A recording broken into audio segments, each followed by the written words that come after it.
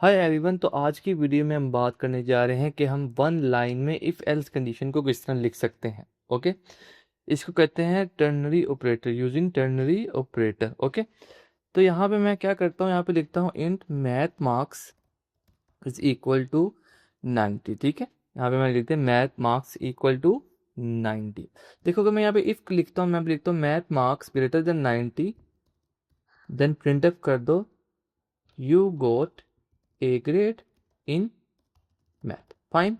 अगर मैं लिखता हूं नहीं नहीं नहीं नहीं अदरवाइज आपका यू गॉट और यू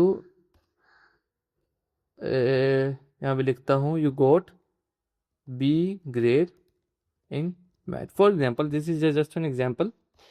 तो अगर मैं इसे सेव करता हूँ, रन करता हूँ,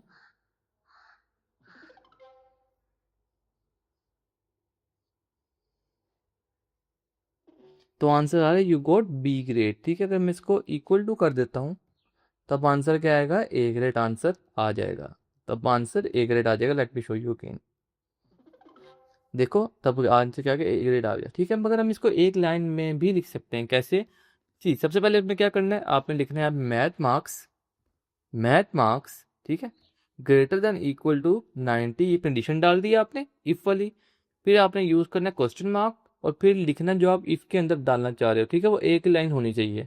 मैं यहाँ पे लिखता हूँ प्रिंट एफ और you got A grade in math. Okay हो गया। और अगर ऐसा नहीं होता तो इस वाली कंडीशन से बाहर निकलना हमने। ये देखो, ये वाली कंडीशन से बाहर निकल गए हम और आगे लिखेंगे कोलन, ये एल्स का पार्ट काम करेगा, you got be great in math. ठीक है, ये एल्स का पार्ट काम करेगा। मैं क्या करता हूँ, मैं इसको हटा देता हूँ और सेव करता हूँ और इसको कंपाइल करता हूँ।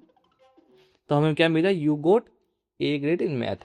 अब हम क्या कर सकते हैं, हम इसको किसी वेरिएबल में भी स्टोर करवा सकते हैं। जैसे कि मैं यहाँ पे लिखता हूँ character grade is equal to, अगर मैथ मार्क्स ग्रेटर देन या इक्वल टू 90 है तब मुझे रिटर्न कर दो ए, अदरवाइज अदरवाइज मुझे रिटर्न कर दो बी। ठीक है, अदरवाइज मुझे क्या रिटर्न कर दो बी।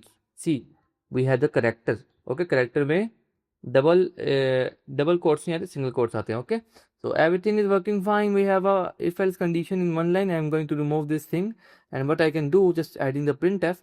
यहाँ मैं लिखता हूँ printf और printf लिखने के बाद grade is और यहाँ पे c डाल के grade डाल दे। ठीक है, और यहाँ पे मैं लाइन ब्रेक भी डाल देता हूँ। सेव करूंगा, रन करूंगा, ग्रेड इज ए। ठीक हो गया। अब आप एक और काम करवा सकते हो, वो क्या, अब आप नोट करो कि ये this is the if, right, ये इफ है। ओके, अब हमने देखा कि इफ के बाद एल्स इफ भी तो आता है। ये सब एल्स इफ भी डाल सकते हो लेकिन एंड पे एल्स ही आएगा। ठीक है, सो एल्स इफ डालने के लिए क्या करना है आपने, कैर ग्रेड। ठीक है, ये तो सिर्फ स्टोर करवा रहा है, इसका तो टर्नरी ऑपरेटर से कोई ताल्लुक नहीं, सिर्फ करेक्टर को स्टोर करवा रहा है। ठीक है, if math marks greater than equal to 90, तब हमने क्या करवाना है, तब हमने स्टोर करवाना है ए। ठीक है, अदरवाइज अगर math marks lesser than lesser than 80 and math marks greater than 80। ठीक हो गया। अगर मैथ मार्क्स लेसर देन 90 है मगर ग्रेटर देन 80 है, तब हमें क्या करवाना है, तब हमने जनाब करवाना है क्या, तब हम स्टोर करवाना है बी, अदरवाइज एफ ग्रेड। ठीक है, बस इस चीज का सिंपल लॉजिक क्या है कि this is the if condition. If condition good we are good, अगर इफ कंडीशन नहीं आती है we have the one more condition which is जो बिहेव करेगी इफ एल्स इफ की तरह। ठीक है, तो एल्स में हमने एक और कंडीशन डाल दी कि अगर तो ये कंडीशन ट्रू होती है तब बी कर दो, अदरवाइज एंड पे जो एल्स कंडीशन आएगी वो एफ है। ठीक है, अभी अगर मैं इसको रन करूंगा सेव करके तो आंसर आना चाहिए ए ग्रेड। ठीक है, अगर मैं इसको करता हूँ 85 तो आंसर क्या आना चाहिए, B grade.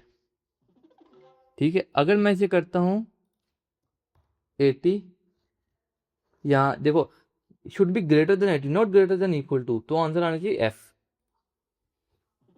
See, so this is how you can just like code in one line if else condition. So thanks for watching this video, and I'll see you in the next lecture.